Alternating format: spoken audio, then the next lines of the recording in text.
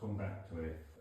It's 2 days until we move into our truck, and yesterday I had to do a clothes culling. It was just unnecessarily stressful. It started like this. I don't even know if I'm gonna wear this. I've never worn this. I've managed to squeeze all my strappy tops into there. Little sock thief! Then it went like this.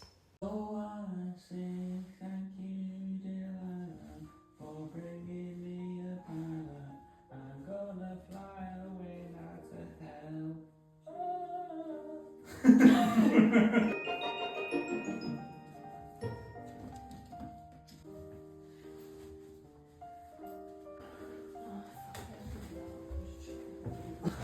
Oh, so break, have a break. Little Miss Stressy. Well, let's just leave it for now.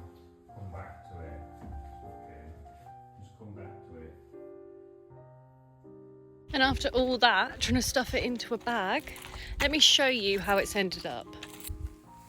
Dresses and trousers, tops, bikinis, jumpers, and behind there I've got all of my socks and underwear.